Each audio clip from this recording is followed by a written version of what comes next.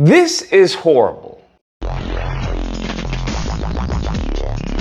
Oh my goodness. So I'm sure many of you guys are well aware of Trump sending in the troops to Washington, D.C. to clean up the place, right? It's crime infested. We got to clean it up. Our capital city has been overtaken by violent gangs and bloodthirsty criminals, roving mobs of wild youth, drugged out maniacs and homeless people. And we're not going to let it happen anymore. We're not going to take it. No, Eddie's very talented. Crime is down in Washington, D.C. Street crime, violent crime by 25%. And people have seen, they've noticed a big difference. And the murder rates are plummeting. We are now able to report that the murder rate is on track to be the lowest in U.S. history, in modern recorded U.S. history, thanks to this team behind me and President Trump's priorities. What? But one aspect that I find extremely concerning, that I take extreme umbrage with, is his handling of the homeless.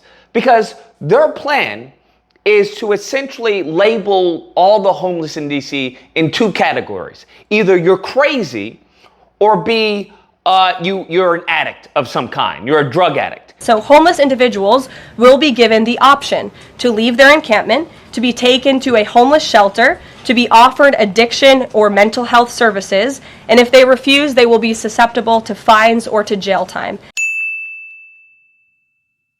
And their plan to attack homelessness, and I literally mean, I don't even mean metaphorically, I mean attack homelessness.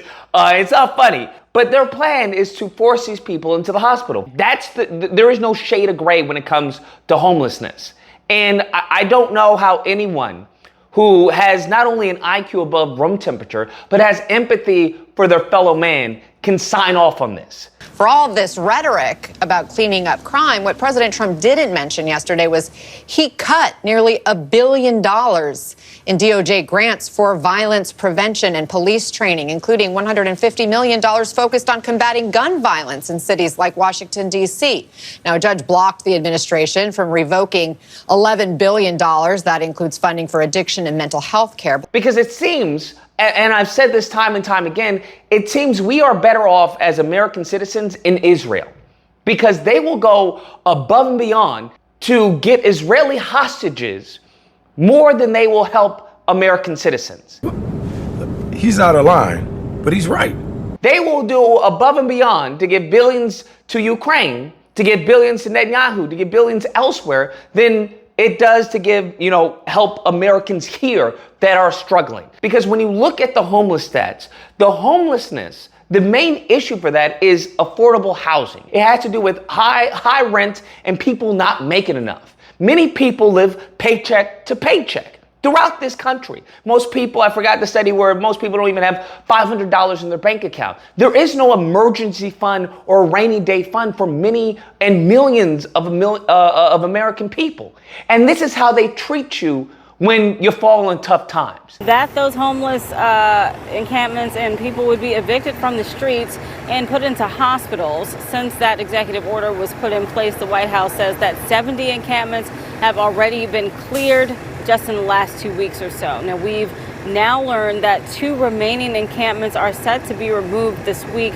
They have labeled people who have fallen on tough times, well, you're just lazy. And they try to say, well, why don't we send them in the homes? And we're not even listening to these people talking about, listen, if I go to a home, it's actually worse than me being on the streets. Because you'll wake up and your stuff is gone. That's it. And you can imagine the little stuff that you have being homeless, and it's just gone. Someone else takes it. There's nothing you can do. One man told us he prefers being on the street because conditions inside the shelters are so terrible. It's like hell on the upper side of hell. The shelter, people go through your pockets and lift you off at night, steal everything from you. I was somewhere, living somewhere. My friend just passed away. So I'm saying, now I'm homeless. I've been just trying to find work. If they come here and take this away from me, I'm saying, I'm going to be messed up. I'm saying, I ain't got nowhere to go. So I would argue that maybe instead of spending $200 million on a ballroom for, the White House, maybe we tunnel some of those funds to help the American people here who are struggling. I don't understand why we treat, those of us who are temporarily fallen in hard times with such disdain, such disgust. there is an overwhelming lack of respect and lack of empathy and sympathy for people who are homeless or for people who may not make enough. It's absolutely weird because we do not show this lack of sympathy for any other group of people, especially not our greatest ally. And I'm just like, what's going on here? How has the country conditioned Americans to be anti-American? Where they have now framed it where you care for the homeless, where you care for people, who have children, and it's like you want them to survive, you want them to have a family, but by you caring makes you un-American, makes you unpatriotic. That is the biggest just mental gymnastic trickery that has befallen this country. And now anyone who fails to comply with these orders to be removed could face jail time or fines. But the overarching question here is, where are they going to go? Where exactly is the Trump administration going to send these people? Where are these places to stay? We've already heard from the National Homelessness Law Center that shelters here in D.C. are at full capacity, and there really is no other option for them. Even when we look at the banking, when it comes to usury, when it comes to them charging, us abundant amount of interest, where people are getting into debt. The highest debt, from my understanding, is healthcare debt. Like we've got to rearrange things, and we already see how people view homelessness. We saw it with Gavin Newsom, and you know how I feel about that POS lineage of evil demon. Damn. Where when it came for Mr. Winnie the Pooh, he goes and gets the police and get all the homeless people out of there. That's what he did for a bunch of leaders, because he wanted to look good. So best believe that people like Gavin Newsom and a lot of them will absolutely turn on the people that they say they care about, that they represent. And this comes with a bigger understanding of the American psyche.